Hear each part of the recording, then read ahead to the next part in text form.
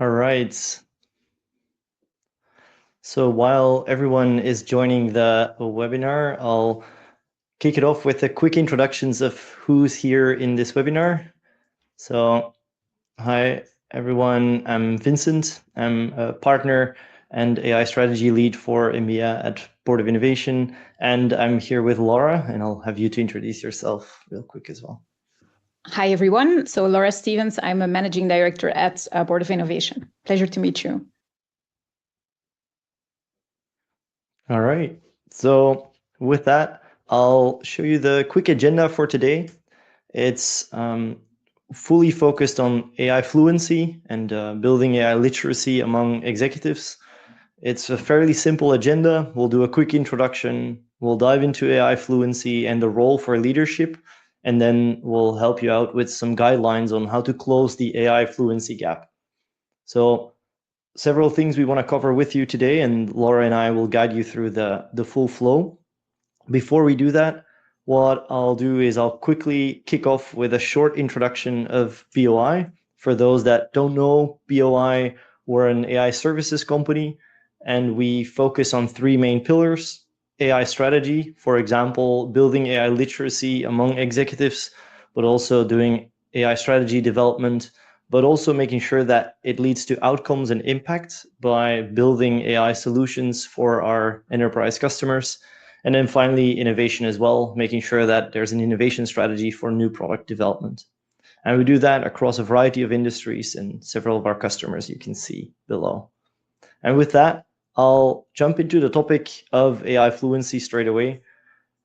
But before I do that, I'll quickly give you a highlight, actually, let's say a sneak peek, because I'm super excited to announce that we'll do a next edition of Autonomous later in September this year.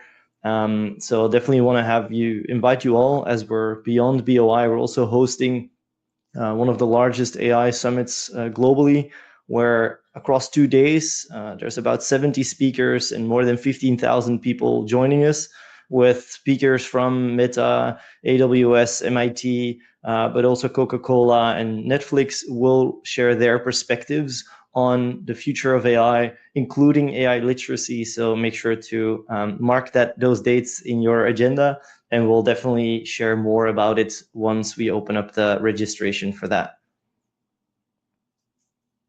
I see a first question: will the summit be in person? It'll be a virtual conference, just like the previous editions. So happy to have you all to join virtually, just like this webinar.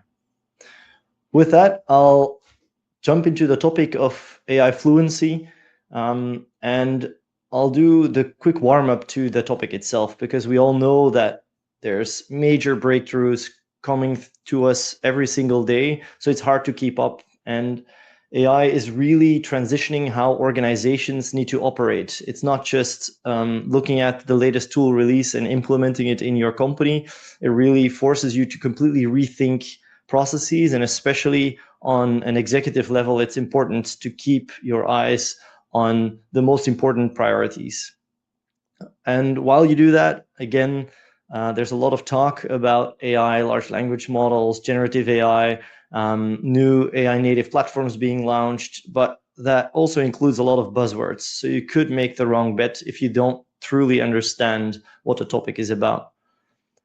On the other hand, as I said, so many different partners could potentially present to you a new AI solution, but you need to consider for yourself what truly brings value. And that's something we're hoping that this webinar can help you to do, is to truly distinguish value from maybe that next shiny new thing in the AI landscape. And finally, given that speed, it's very hard to keep up. So therefore, we want to make sure that we help you in that strategic decision making to make your organization ready for what's next. And before I share a few dilemmas with you, I want to share one simple thought, which is actually the idea that AI won't necessarily replace leaders, but what is really important is that we do see that it will expose leaders that can't lead through change. So if you have difficulties with making decisions within this context, which can be normal, it's really important to catch up and to increase your fluency, because it will expose you and it will actually minimize the possibility of your company to capture the value that AI could generate. And with that, I'll do 3 or 4 dilemmas. I'll share them with you to trigger your thoughts on whether or not your boardroom or your executive team has the capability to answer these questions. And I can only trigger you or inspire you to maybe ask those questions to the executive team so that they know how to respond to these questions. And if not, that they can work on the AI fluency or literacy development. A first one is, for example, new Gen AI tools being launched internally without any approval. You could clearly see that legal wants to immediately shut it down. The CMO yet says it's quite valuable, and IT didn't even have the visibility. Sometimes a realistic scenario in a certain organization, but what's most important is how do you respond on a board level?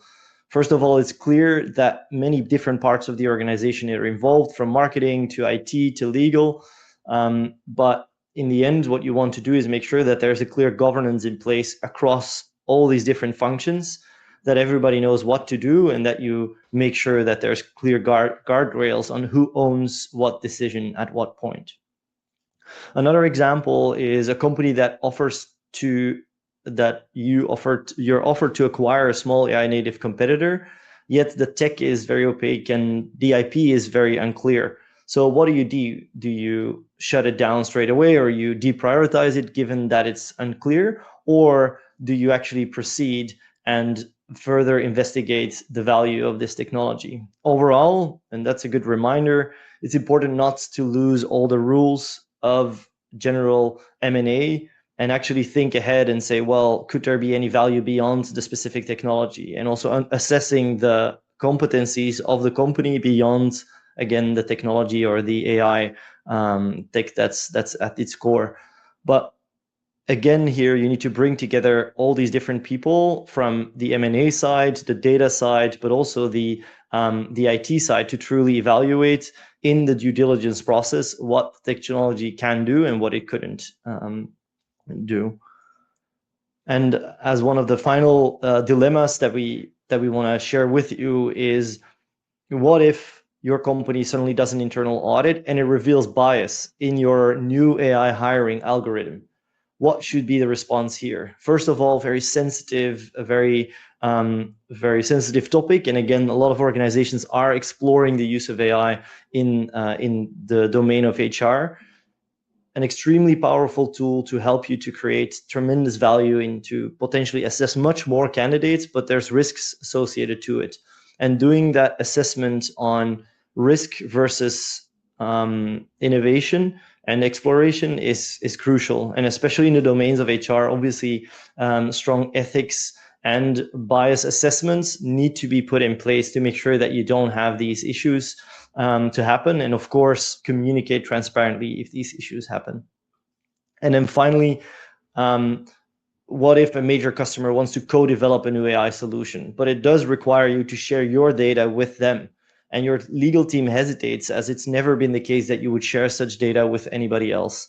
And therefore, it could be interesting to think, instead of shutting something like this down straight away, where probably your commercial teams or your M&A teams are likely on the positive side of wanting to proceed with this, and the data and IT teams might be very hesitant, yet it's interesting to again look at it with nuance and truly understand all perspectives.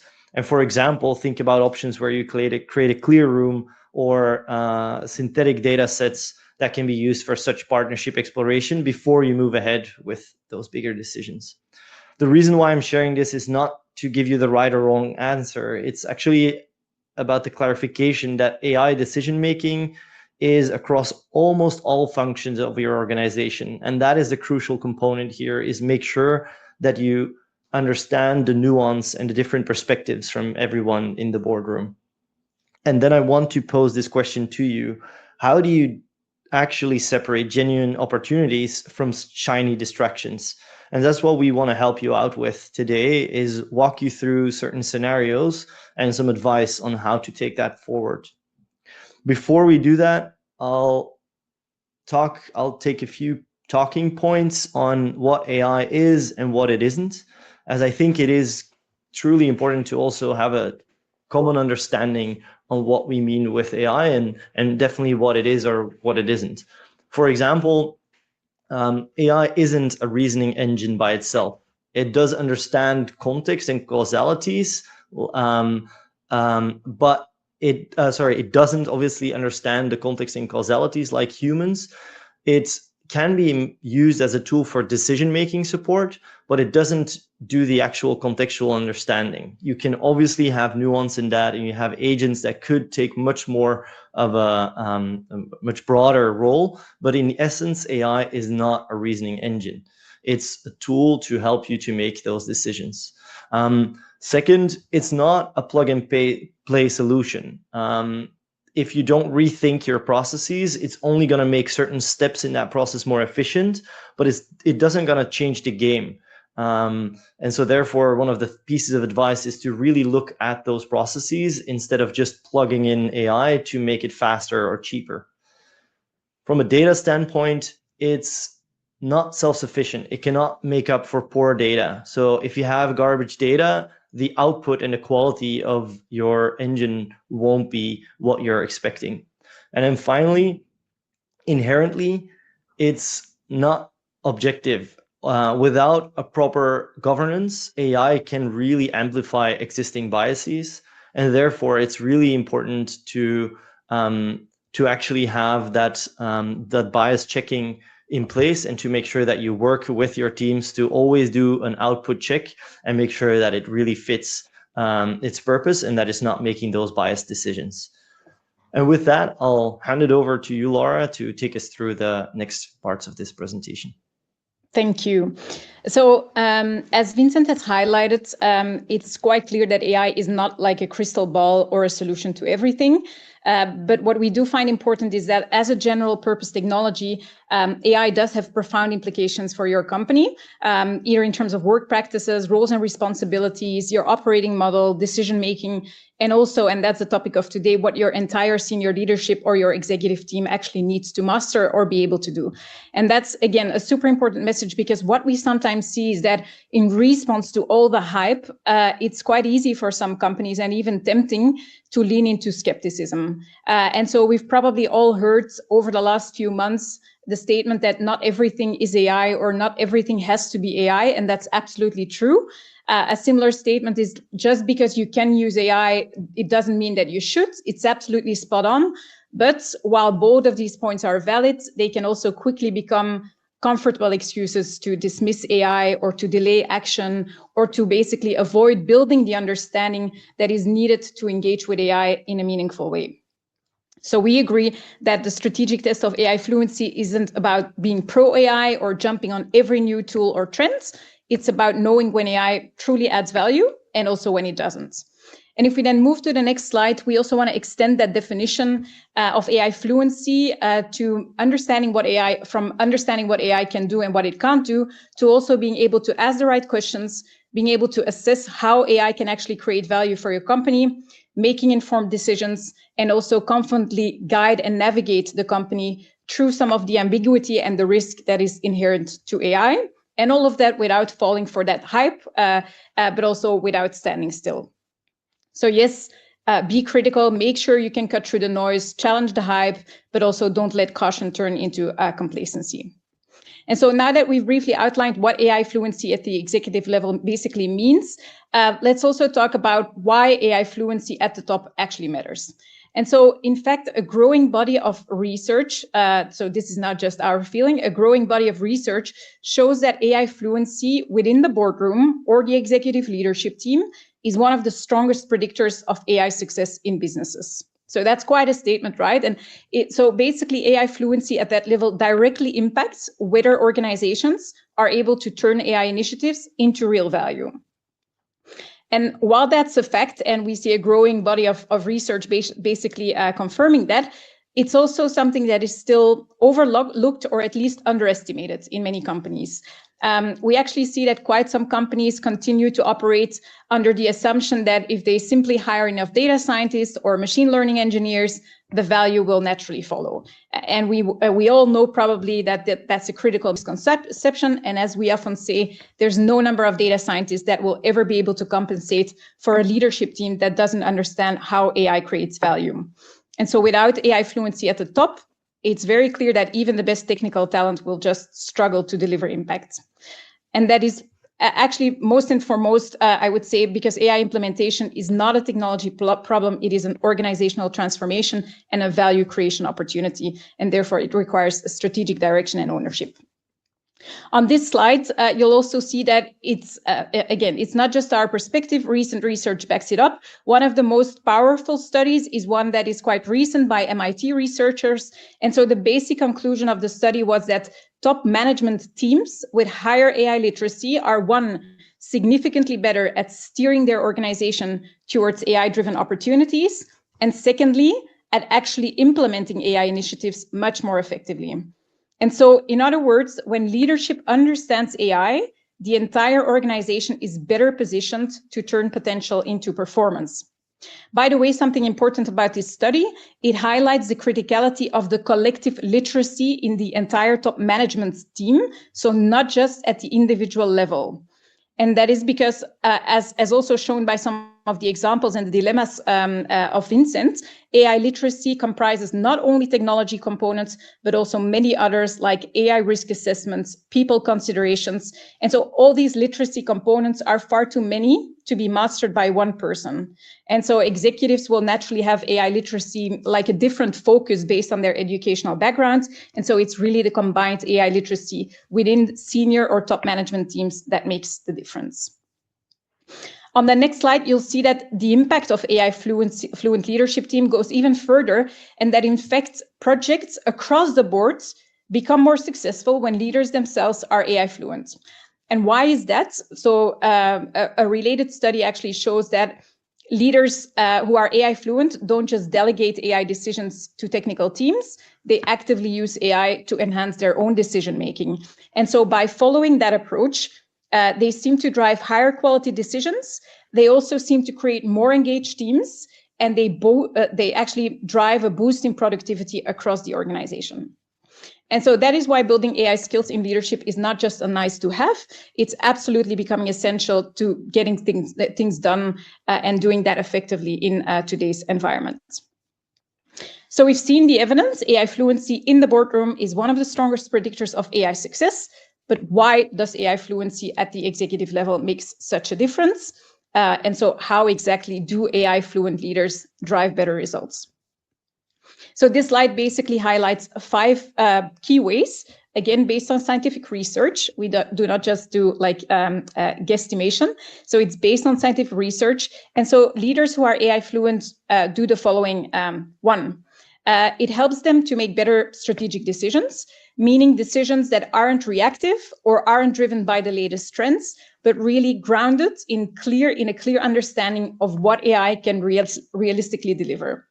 And so we worked with several companies where that really made all the difference. Vincent, sorry, I know you're navigating the slides, but I will tell you when we can go to the next building block. I know this is confusing, but just bear with me. I'm still working on the first building block. So we've seen or we've worked with many companies where that really made all the difference. So just to give you an example, like we came across one leadership team that was really excited about launching a large-scale AI-powered customer service chatbot.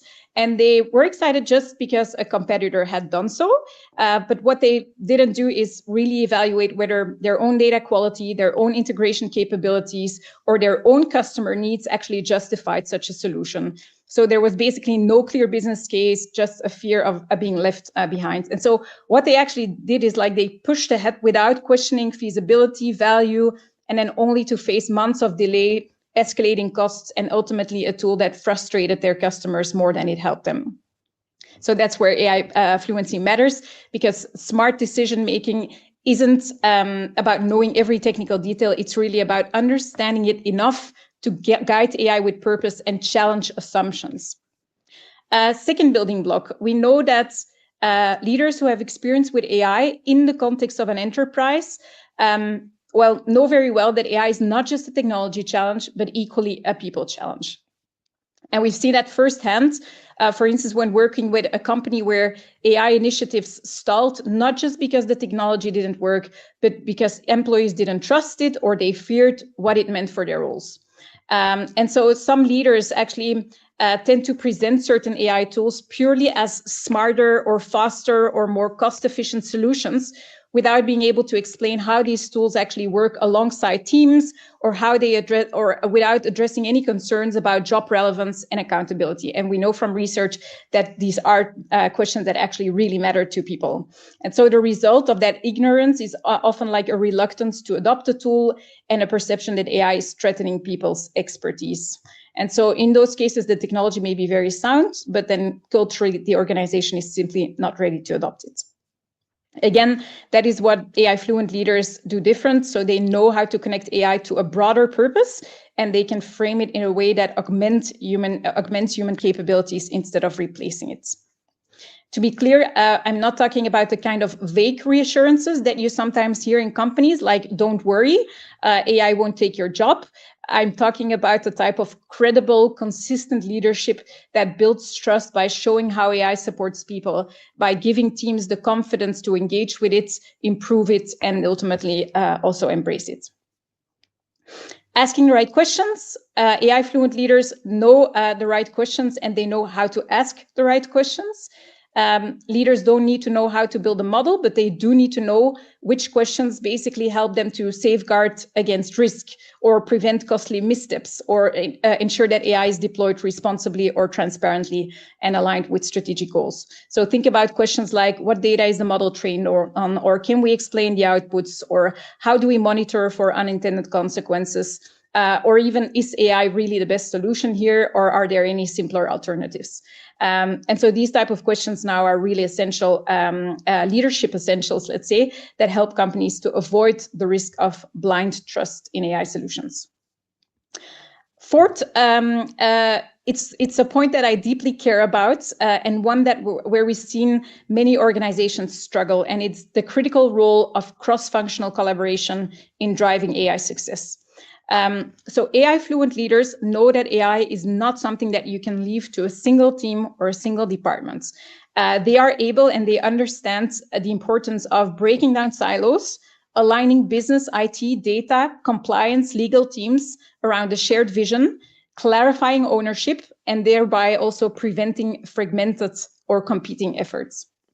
So we've worked with quite some large organizations where that lack of alignment becomes a real barrier. So just to give you one example, when we conducted an inventory of AI initiatives across different departments, we discovered that multiple teams were actually unknowingly working on similar AI solutions, from separate chatbots to isolated predictive models, all using different technologies, data sources, vendors. And why? Because without leadership that really understands AI as an organizational capability, each department treats it in their own way, as their own little innovation projects. No central coordination, no shared governance, no overarching strategy. And so the result is almost always duplicated efforts, inconsistent standards, wasted budgets, and a missed opportunity to scale successful solutions enterprise-wide.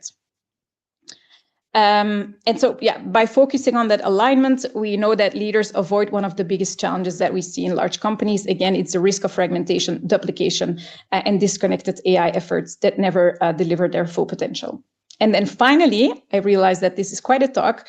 AI fluency also has been shown to future-proof what we call complex ecosystems. What do I mean by that? AI is not a one-off project that you implement and forget, right? It operates within a constantly evolving ecosystem, which involves algorithms, platforms, partners, data flows, and also now an increasing web of regulatory requirements. And so being able to successfully navigate that ecosystem and understand the critical considerations across that ecosystem is absolutely key for leaders today. We saw that, by the way, recently when working with a company that had integrated several AI solutions across their manufacturing function. And they did so by working with third-party vendor solutions. And so initially everything seemed to run smoothly, but over time, two critical challenges actually emerged. So first, they realized they were heavily dependent on a black box vendor solution with almost no visibility into how the models were being updated or how the data was being used. And so when one of their key vendors actually changed their pricing model and limited access to certain features, the company had no fallback plan whatsoever. So they were locked in.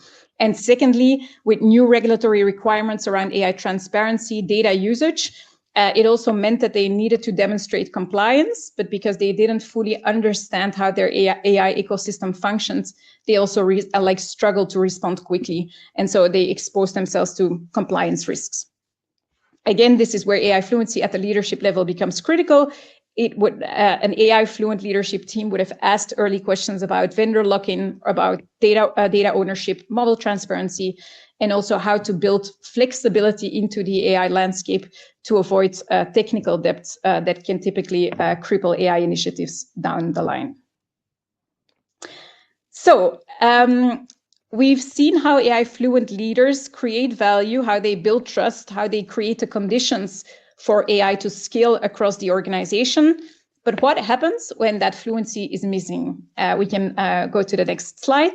And so when leadership lacks AI fluency, what we almost often see is that AI gets delegated or handed off to technical teams with little strategic guidance from the top.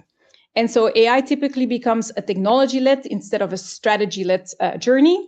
The CIO or the CTO is often then tasked with figuring out AI, but without clear direction or strategic direction or a clear mandate or business alignment, these efforts almost always struggle to gain traction.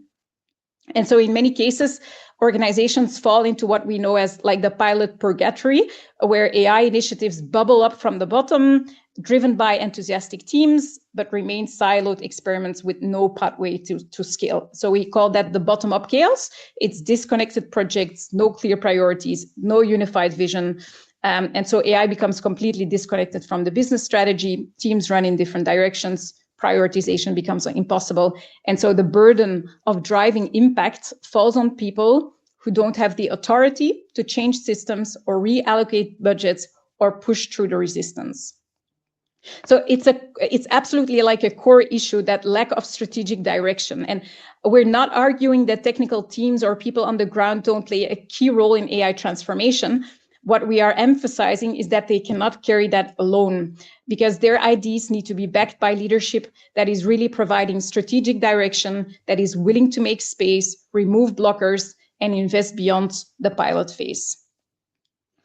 And perhaps also most critically, without leadership driving that longer term vision or having AI fluency, there's often little focus on building lasting capability. So AI becomes a series of short-term experiments rather than a sustained transformation. So it's something that we often see when leaders do not understand the substance of AI or what AI really entails. They gravitate towards quick fixes with often very unrealistic expectations of results. And that's why so many organizations actually struggle to move beyond the pilots, not because they lack the technology, but because they lack the leadership fluency that is needed to steer AI into the right direction. And that AI misalignment or lack of fluency costs much more than you think. Again, I want to emphasize this is not a call to abandon any bottom-up involvement. It's quite the opposite. We know that the best AI transformations combine top-down clarity with bottom-up energy and creativity. As you can see on the simple matrix on this slide, it really shows why the sweet spot lies in combining high energy with clear focus, because that's where AI transformation really happens. So leadership sets the direction, frames the priorities, and really creates the conditions for AI to thrive. And then employees bring those priorities to life with grounded and high impact use cases. AI is not a grassroots movement. It's really a strategic capability, and so important to treat it as such.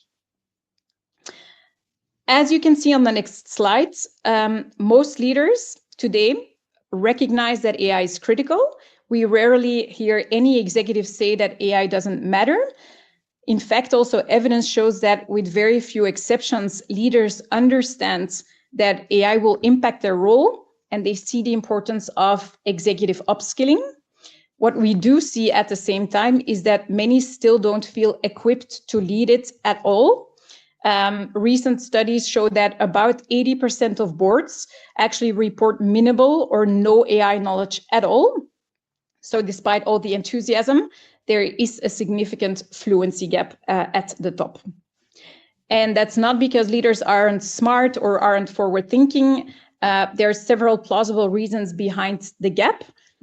Probably first and foremost because AI has evolved far faster than executive learning could keep pace. And what was once seen as a niche technology topic now became a very broad strategic capability, which can basically influence everything in the company from strategy to operations. And so many boards or executives simply haven't been able to update their skill set accordingly. We also see it ourselves just to keep up with the speed at which AI is evolving. I mean, we can easily spend 2 or 3 hours a day. Second, AI has also traditionally been viewed as a domain of data scientists. We also discussed it, so not something that required board level attention. And so that historical division of responsibility also meant that leaders never had to really engage with AI the way they did with finance, risk, or operations. We also know that AI feels a bit intimidating for many people. So the complex terminology, the rapid evolution, the constant media buzz can really make AI feel as either too technical or overhyped. And so that mix of a cognitive overload and imposter syndrome keeps many executives on the sideline. What we also see is that there's like a clear lack of structured role-relevant AI education for executives. So there's plenty of technical education, but very few programs focus on helping executives to drive AI strategy at the enterprise level. And then maybe finally, the gap may also be explained by the fact that the ownership for AI fluency at the executive level often goes undefined. And I'm very curious if we have some people from leadership development or HR, what your point of view is, and if the ownership for AI fluency at the executive level has been clearly defined. But we often see that with no clear accountability for driving AI education for the top management team, it falls somewhere in between functions like HR or digital or strategy, and so becomes a neglected priority. And that brings us to my final question on the next slides. That is, who actually owns and drives AI fluency at the executive level? Again, AI fluency at that level doesn't happen by accident because it is evolving so quickly and it's not a natural part of the skill set. It requires dedication. It requires intentional leadership. So a dedicated program to ensure that executive teams are really equipped to guide AI. So who's responsible? Our answer is it's a shared mandate across 4 key roles. And of course, it can depend from organization to organization, but different roles, each driving a different part of the puzzle. So first, and we see that often, is the trigger, as it's the CEO who basically owns the mandate. So the CEO sets the tone from the top and needs to make it clear that AI fluency is a core leadership competency, so not just optional knowledge. And so it's the CEO who basically sponsors the top level upskilling programs and make sure that AI fluency actually makes it to the strategic agenda. There's the CHRO who often drives learning. So it's often HR's role to integrate AI into executive development plans, build peer learning initiatives, update leadership competency models to reflect this new reality. Then, of course, we have the CIO, the CDO, the CAIO, depending on your organizations, who really provide the insight. So these roles are not just there to own AI, they also play a critical part in translating AI concepts into business relevant language, co-designing the learning content with HR, and facilitating strategic AI conversations at the leadership level. And then finally, there's also the board. We see the board more and more present on this topic to ensure oversight.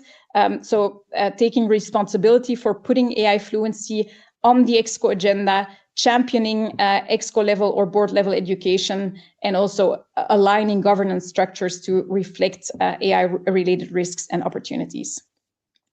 So while there's no single role that can own AI fluency, it is clear that building leadership capability in AI requires a very active commitment across the CEO, CHRO, CDO, and the board. And if these roles are not working together, AI fluency will remain a gap, and that gap will show up in like poor decisions or stalled initiatives and missed opportunities.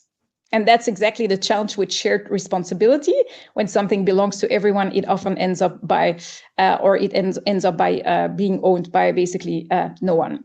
So key takeaway is AI fluency is a shared mandate, but it needs to be a defined one, and it must be actively led and not passively expected. And then after a very long talk, I can finally give back the word to Vincent to close the presentation. Awesome. Thank you, Laura. And with as a final points, we'll highlight on how to address that fluency gap. And as Laura said, this is not an individual's role. It's not one role or one person in the executive team that should increase her or his literacy. It's about continuous learning. Given that this domain evolves really, really fast, it's important to keep up. And I saw the question from David in the chat on what level of detail should you have knowledge on AI to be able to have good fluency. And you need to build enough understanding, yet enough to lead with confidence. I don't think any leader knows everything by heart. If you're going through a massive AI transformation, obviously you need to really up-level your AI literacy massively. Yet if you're involved in more directional insights and you have more technical teams supporting you, you don't need to know every single detail. Some simple actions here could be to subscribe to some curated AI newsletters, to have some short explainers through HPR or any other platform, or some articles that we publish, and obviously attend summits or events where leaders or peers share their perspectives. Maybe a good trigger again to join the summit later this year on autonomous that we're hosting. Yet second, and that's, I believe, one of the most important aspects, is learn together. It's one team, you're making decisions more as a group versus one single individual. So you need to really shift that knowledge building from individual to a common group understanding. So quarterly board exco meetings really dedicated on the topic of AI, or organizing strategy session, again, with the full leadership team on that topic. But also inviting experts on specific knowledge areas into those leadership meetings to ensure that you have the latest insights on the table. And then finally, bringing from all the diverse leaders from HR, CMO, through any other part of the business to look at relevant use cases, have them to bring those topics into the boardroom so that you're able to answer them as a group and not as an individual. And then finally, anticipate the uncomfortable. You will encounter uncomfortable new situations, given that the technology is really ingrained anywhere in the business. So proactively prepare for those unintended consequences. For example, review well-known AI failures on bias or hallucination, discuss ethics and employee resistance to certain new transformations that might happen in the longer run, or conduct scenario planning. What if this AI tool goes wrong or makes the wrong decisions? How do we make sure in general that a human in the loop system is there so that it doesn't go and run by itself? With that, I think it's important to, again, take all those three into account, to continuously learn, to keep up, and to further develop your AI fluency. Learn as a team, and then again, anticipate the uncomfortable changes. With that, I'll end with one final quote, which really states the belief that we have on this topic, is that the biggest risk of this transformation isn't the technology itself, but it's if you're a passive leader or your leadership is passive towards the topic, given that AI could be perceived as someone else's job, this will lead to a huge impact on the business. And therefore, you need to collectively make sure that there's ownership and a collaborative decision making is in place, and that everybody knows what role they have in that decision making. With that, I'll end up with a small remark on, if you want to dive deeper into the topic, we have a dedicated page on our website on AI strategy, where we also dive a little deeper into AI fluency for executives, and actually several resources and articles that Laura and others within the team have written. So make sure to check that out and to reach out if you want to have any further questions on the topic. So thanks everyone for joining. As BOI, we're happy to be your AI innovation partner. And if you have any questions, feel free to reach out directly to Laura or myself. Happy to take any questions that you might have at this stage. So I'll stop sharing here, and we can dive into the questions in the final minutes that we have. I see quite some questions, so very nice to have lots of engagements. Let me maybe reflect on one of the first ones. So we've been initiating AI use cases for 18 months, but we're finding they don't at all generate a forecasted value. So how can we help our organization ruthlessly prioritize AI enablement that will drive value, not just because it's AI? A very important but a difficult question, of course, because I don't have any background on like which use cases were prioritized for what reasons and how did you actually forecast the value at all. So I can only give like a generic answer at this point. What my question would be like, have you involved cross-functional teams early enough to assess real operational impact? So not just technical potential. Has prioritization really been driven by business goals with AI more as an enabler, not just a reason for the project? What we've seen is that if needed, sometimes companies just pause like their low impact initiatives and really double down on those clearly linked to revenue. So having the mandate to review your current AI portfolio and also having the willingness and the courage to stop. Those are all important considerations. But again, I don't have the full context. It's something that we often see when organizations haven't spent enough time in that design phase, which also involves like a business case analysis, etc., or when companies haven't considered like enough where to focus across the company and have like multiple initiatives running sequentially, and then therefore teams cannot prioritize or accelerate some of the pilots. So there's multiple reasons. So yeah, that would be my 50 cents at this point.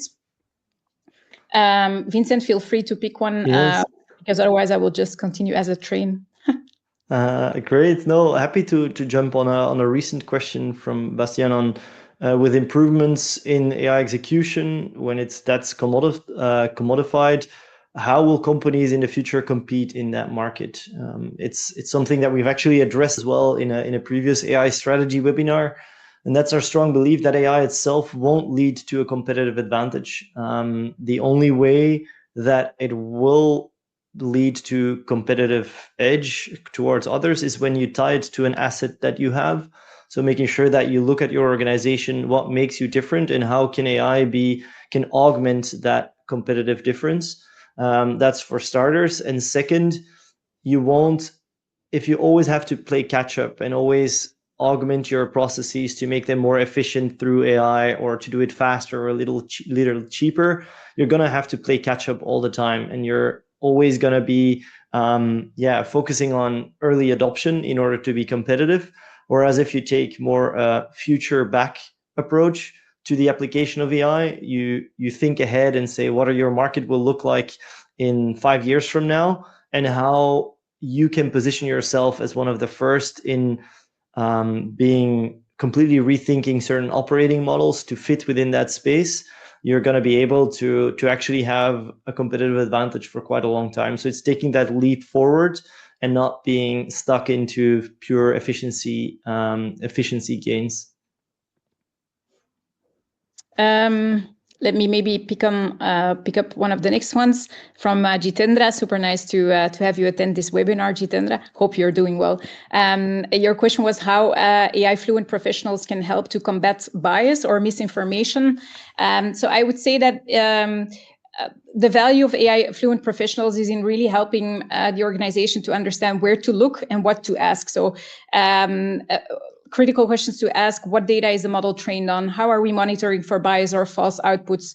Making sure that like governance is in place. So pushing for processes like regular audits, explainability checks, human oversight, especially in high risk decisions. And then also super important, it's the culture of accountability. So making sure that AI isn't treated as like infallible, but promoting transparency, challenging the outputs when needed, fostering collaboration between technical teams and domain experts. So I would say that AI fluency really, helps professionals to spot these risks early on, enforce responsible practices, and making sure that AI decisions are trustworthy and aligned with ethical standards. Maybe related to that, there's a question on to what extent do you expect leaders to know legislation like the European AI Act? I mean, for sure, leaders don't need to memorize every article of the act, but they do need to understand the core principles and how it impacts their organization.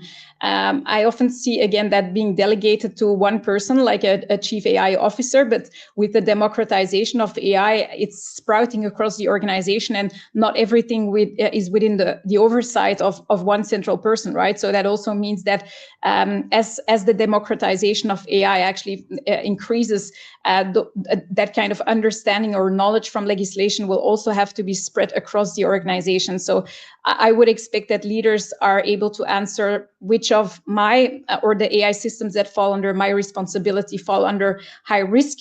Are we prepared to meet transparency or human oversight or documentation requirements? Like what is required from a documentation perspective, and who in the organization is responsible or accountable for compliance or when something goes wrong. Awareness, ownership, oversight are key, and so every leader basically must have a basic understanding of these basic regulatory requirements as they drive AI initiatives across their function or broader organization. Awesome, and I'll jump in with a very quick answer to a question on how do you get this message to the CEO and decision makers to create a desire to invest and ensure that the different management levels are familiar with those value benefits. One way is there's two parts to this. On one hand, I've shared a few dilemmas that I think are super interesting to bring up in any management meeting. And if it's hard to answer these questions, it means that there hasn't been any communication or governance set out for answering them. And therefore, bringing those up is one way to ask these dilemmas and then see whether you have a response as a company, as a leadership team. And if not, that triggers an understanding that that's necessary. Another way is actually Laura and the team have collected a list of 10 questions that you can answer, that you need to go through as a business to understand whether you're lacking AI fluency at the leadership level. And so you can find it on our website alongside a few other resources. So feel free to check it out and try it out with the team. Maybe Laura, you can take a final question on the list, and then we can transition out of the meeting. But excited to see all these questions still coming in. There was also a question on getting some of the references to the scientific studies. For sure, we will share them. If you're very impatient, you can also look at my LinkedIn profile. You will see some of the references in my recent posts. It's tricky to pick one question, right? Because I really value all the questions and the engagements. So apologies for that. Maybe the question on how do you recommend you create buy-in by getting a model to understand value. A lot of my issues were around getting investment without being able to, like something about a measurable payback. I would say that that's a common challenge. AI initiatives often struggle to secure investment because the value isn't immediately tangible. And it's super important to manage expectations also towards the executive team, because we often see that there's some skepticism when it takes a bit of time to create value. I would say in general, translate AI potential into business language. So don't pitch the model's capabilities, pitch the business outcomes. Unfortunate thing is that many technical professionals aren't really good at that. So it requires a very close collaboration with the business, but basically frame AI in terms of cost savings, revenue growth, customer experience improvements, risk reduction, and so forth. Sometimes it's also needed to use proxies and scenarios. Like we all know that exact ROI is hard to predict, right?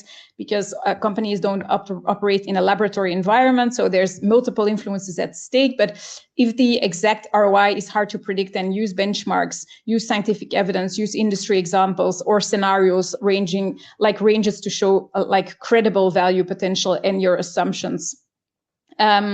Start with a foot in the door use case. So focus on high visibility, low risk pilots that can demonstrate quick wins. Although we're not always a big fan of the quick fixes, these early proof points build the confidence and the credibility that then often unlock further investment. So for some companies, it's important to get that credibility first, that momentum, being able to show that we can actually do something and create value with AI before there's a willingness to invest any further. So in that case, we do recommend working with the low risk pilots. And then maybe a final remark, also make sure to highlight compounding value. So emphasize how AI solutions actually often improve over time because of the learning curves, because of data reuse, because of automation gains. It's not just like a one-off return. That's also sometimes a mindset that we see. Sometimes it takes time for value to compound. And again, clarifying that expectation and having a bit of a reasonable time frame within which you expect the payback to occur is also very important to lay out from the beginning. Awesome. With that, we can wrap up the webinar. Maybe while we close it off, want to respond to one of the questions with a quick positive note. Like a question on the future of AI is expected to be exponential, and it's hard to keep up. So how do you actually keep up with all this information?